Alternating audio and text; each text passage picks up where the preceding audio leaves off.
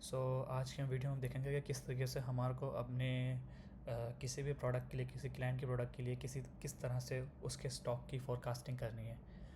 ये video specific सिर्फ और सिर्फ फोरकास्टिंग के हवाले से है, तो इसमें हम लोग कैश फ्लो के बारे में या किसी और चीज़ के बारे में हम बात नहीं करेंगे। हम इसमें सिर्फ और सिर्फ किसी भी प्रोडक्ट को, एग्जिस्टिंग प्रोडक्ट की, किसी भी एग्जिस्टिंग प्रोडक्ट की फोरकास्ट हम किस तरह से निकाल सकते हैं कि हमें कितना नेक्स्ट स्टॉक को परचेज़ करना है और कब तक हमें वो स्टॉक चाहिए उसकी डेट के साथ। हमारा सिर्फ और सिर्फ इसमें यही पर्पस है, हमारा यही गोल है कि हम अपने फोरकास्ट सेल्स निकाल लें और उस हिसाब से हम अपनी इन्वेंट्री को मैनेज करें।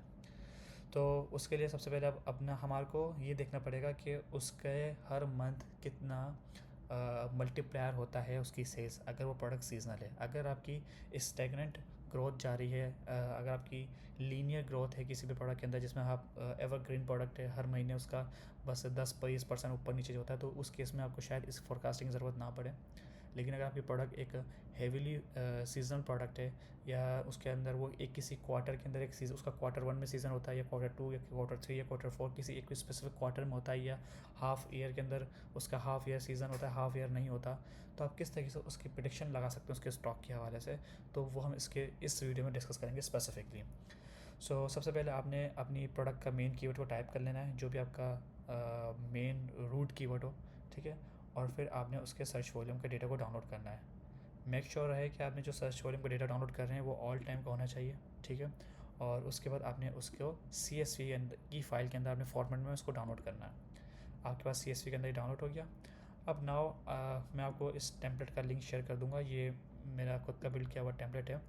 तो इसके अंदर हमने फीड के अंदर जाकर हम सबसे पहले जो एग्जिस्टिंग डेटा है इसको हम डिलीट कर देंगे, और यहाँ पे जो ऑरेंज सेल है A1 सेल, हमने इसको सेलेक्ट करना है।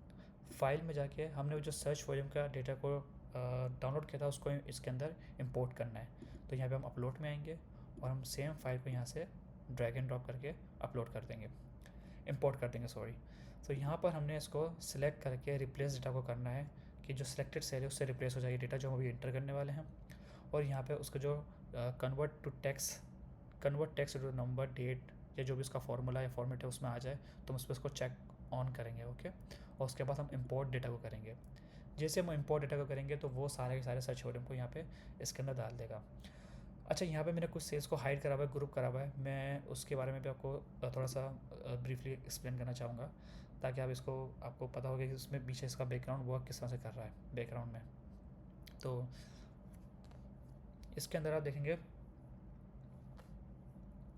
जो हमारे पास जो हीलियम 10 है, जो हमें प्रोडक्ट का डेटा, सेल्स सर्च वॉल्यूम का डेटा देता है, वो वीक बाय वीक का देता है, ठीक है। उसमें डेली का नहीं होता, उसमें वीक बाय वीक का होता है।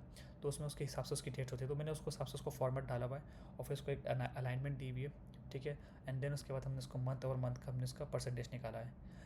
इस टेम्पलेट के अंदर एक चीज़ लैक है, वो है ईयर ओवर ईयर का डेटा नहीं है, क्योंकि समटाइम्स हमें ईयर ओवर ईयर की डेटा की ज़रूरत पड़ती भी नहीं है, क्योंकि हम उसको हमारी ये जो टेम्पलेट का पर्पस है वो सिर्फ और सिर्फ 3 से 6 महीने के हम लोग स्टॉक को मैनेज करना चाह रहे हैं, दैट्स इट, ठीक है। तो इसमें हम आपको, अगर हम कैश फ्लो का अगर हम बात करते हैं, इसके अंदर अगर हमें कैश फ्लो को भी इम्पोर्ट करना पड़ता, बिल्ड करना पड़ता, या उसको देखना पड़ता कि हमें कितना कैश चाहिए इस प्रोजेक्ट को सक्सेसफुल बनाने के लिए, तो वो मेक सेंस करता कि वहाँ पे हम लोग उसके अंदर ऐड करें। लेकिन यहाँ पे सिर्फ हम लोग इन्वेंट्री की फोरकास्ट करना चाह रहे हैं कि हम अपने क्लाइंट को बता सकें कि मैं जो अभी नए कीवर्ड्स को या नए फेज ऑफ कीवर्ड्स को या मैं नई टाइप को मैं ग्रोथ स्टेज पे जाना चाहता हूँ, तो उसके लिए मुझे शायद नई कैंपेन्स को इसके अंदर रन करना पड़े। तो मैं एक एक्सपेक्टेड सेल्स वेलोसिटी मेरी क्या होगी जिसके थ्रू आप अपने स्टॉक को मैनेज करें। ऐसा ना हो कि मैं अपनी स्ट्रेटजी को यूटिलाइज़ करूं और पता चले कि एंड ऑफ द डे आपके पास स्टॉक नहीं रहा, तो आप आउट ऑफ स्टॉक भी चले गए, सारी की सारी रैंकिंग जो थी वो सब की सब यूजलेस हो गई आपकी, तो पैसे भी ज़ाया हुआ और कोई फ़ायदा भी लॉन्ग टर्म में नहीं हुआ। तो बेसिकली यहाँ पे वो डेटा को अलाइन कर रहा है, ठीक है, इस जगह पर, और यहाँ पे वो मंथ और मंथ का इसका डेटा को परसेंटेज निकल रहा है। इसको आप मल्टीप्लायर भी कह सकते हैं कि मंथ और मंथ कितनी मल्टीप्लिकेशन हो रही है इस प्रोडक्ट के अंदर, ठीक है। यहाँ पे वो number wise velocity, daily velocity आ रही है, और यहाँ पे एक्सपेक्टेड मंथली सेल्स वेलोसिटी आ रही है। अच्छा, ये मंथली सेल्स वेलोसिटी, ये सब चीज़ें इस चीज़ से डिपेंडेंट कर रही हैं कि हमने कौन से ईयर के डेटा को कंसिडर किया है। अगर आपके मिसाल के तौर पर सर्च समटाइम्स होता ही है कि मैं आपको यहाँ पर दिखाता हूँ कि सर्च वॉल्यूम जो होता है वो 2000 नॉर्मली, तो जो हीलियम 10 हमें दिखाता है वो 5 साल का 6 साल का सर्च वॉल्यूम को दिखाता है। जो हमने देखा है मिनिमम वो मैक्सिमम जो जाता है पास्ट के अंदर वो 2019 से हमको सर्च वॉल्यूम का डेटा देता है। लेकिन कुछ कीवर्ड्स आपको मिलेंगे, कुछ न्यू प्रोडक्ट्स मार्केट में इंट्रोड्यूस होती हैं जिसका डेटा पुराना नहीं होता, उस केस में आपका ये डेटा कॉन्फ्लिक्ट कर सकता है। तो इस वजह से हमने यहाँ पे एक ड्रॉप डाउन डाला हुआ है, वो मैं आपको शो कराऊंगा कि यहाँ पे हम उसको ईयर को कंसिडर करेंगे। तो यहाँ पे वो 2022 के डेटा को कंसिडर कर रहा है। अगर आप देखेंगे तो यहाँ पे 2022 के डेटा को यहाँ से वो उठा रहा है और 2025 तक। अगर मैं इस ईयर को चेंज करूँगा जो मैं आपको अभी दिखाऊंगा, तो वो यहाँ से इसके ईयर को 2023 का ले लेगा, 2024 का ले लेगा। तो इट्स अप टू अस कि हमने कौन सा ईयर का डेटा को कंसिडर करना है, ठीक है। उसी हिसाब से उसके सर्च वॉल्यूम का उसने निकाला है और उसी हिसाब से हम लोग उसके मंथ और मंथ के चेंजेस को देख रहे हैं इन परसेंटेज। तो ये इस वजह से, और यहाँ पे जो आपको डेटा दिख रहा है ये इसका एवरेज निकल कर आ रहा है। आप इनके सबके फार्मूला देख सकते हैं। तो अगर आप इसमें अगर वो और कुछ इसमें बेहतर करना चाहें तो आप इसमें खुद ब खुद इसमें चेंजेस कर सकते हैं, नो प्रॉब्लम। लेकिन जो मेरे लिए काम करता है वो मैं आपको एक्सप्लेन कर रहा हूँ कि वो किस तरह से चीज़ हम लोग करते हैं। तो यहाँ पर ये 2022 के डेटा को कंसिडर कर रहा है। 2022 का डेटा इसलिए था क्योंकि जो भी अक्सर ऐसा होता है कि जिस निश का मैं डेटा लेना चाह रहा होता हूँ, कभी कभी ऐसा होता है कि उसके अंदर 2022 के बाद से पीक आया होता है, तो मैं 2022 का डेटा लेता हूँ। अगर आपके केस के अंदर 2023 से आया तो आप 2023 का ले दो। ये बहुत सब्जेक्टिव है। तो दैट्स वाइज में कोई ऐसी चीज़ नहीं है कि मैं आपको स्ट्रेट आउट बोलूँ कि आप उसको ये चीज़ें करनी है। सब चीज़ें इसमें बहुत ज़्यादा डिपेंड होती हैं, प्रोडक्ट निश टू निश और कीवर्ड टू कीवर्ड भी। तो समटाइम्स आपको एक नहीं 2 या 3 कीवर्ड की ज़रूरत पड़ सकती है अगर आपके पास कोई एक हाई नॉन सब्जेक्टिव कीवर्ड नहीं है उस केस में। तो वहाँ पे जहाँ पे आप अगर आपकी कोई किसी प्रोडक्ट में कोई ऐसा कीवर्ड जो बिल्कुल न्यू बॉर्न हुआ और उसके बाद उसकी सेल्स इंक्रीज़ हो गई, तो आप उसमें 2-3 कीवर्ड्स को भी कंसिडर कर सकते हैं।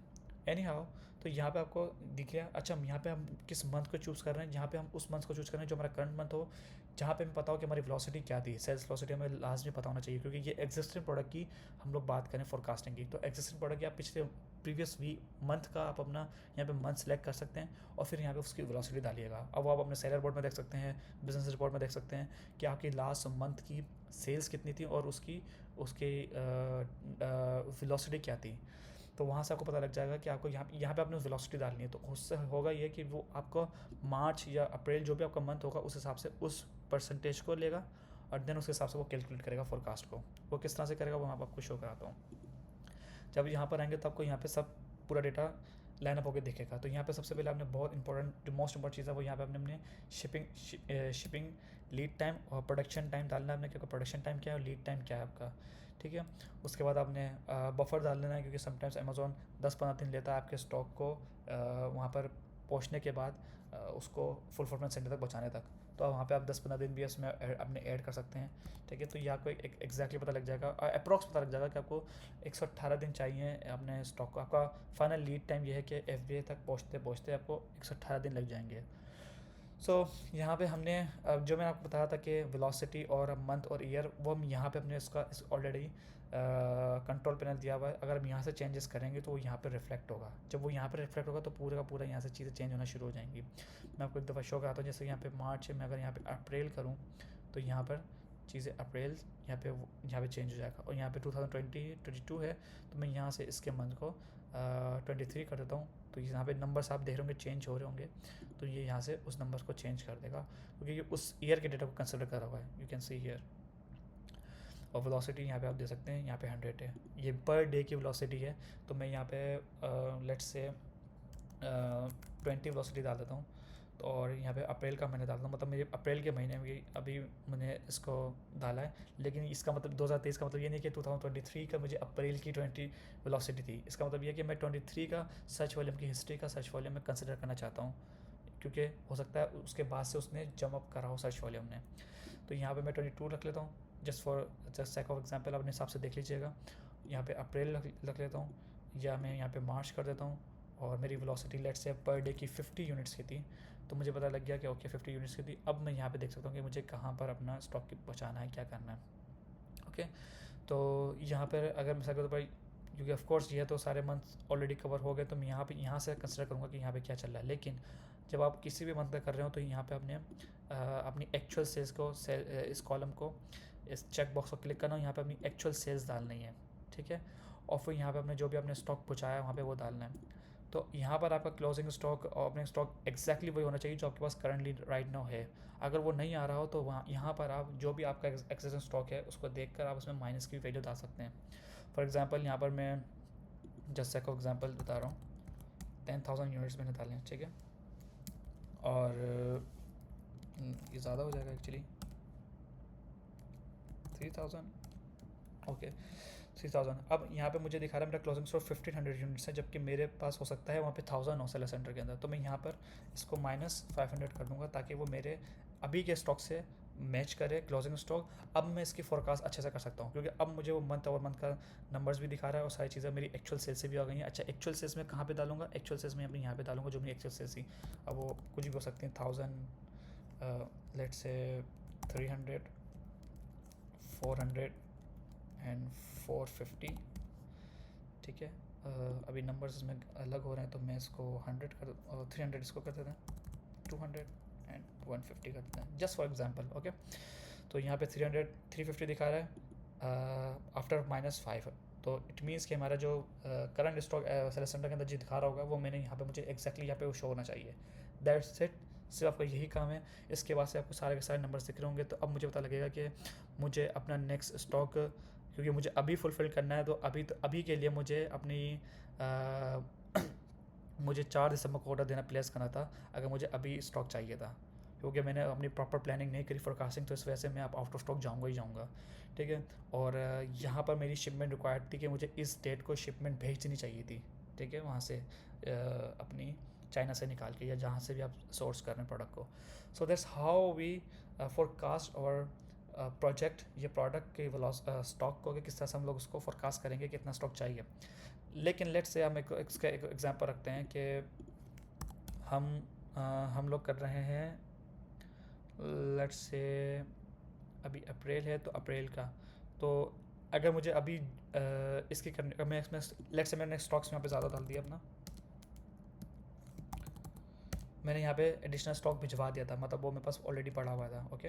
अब मैं अपनी प्लानिंग करना चाह रहा हूँ कि मैं किस तरह से उसको प्रॉपर प्लान करूँ, तो मैं यहाँ पे 2000 और डाल देता हूँ, ओके। सो यहाँ पे एक आप रो देखेंगे कि यहाँ पे minimum stock needed to avoid fees. ये मिनिमम फ़ीस अमेज़ोन की फ़ीस है, जो अगर आपका स्टॉक इतना नहीं होगा, जो मिनिमम उसके क्राइटेरिया को मीट नहीं करता होगा, तो वो आपको मिनिमम स्टोरेज फ़ी चार्ज कर देगा।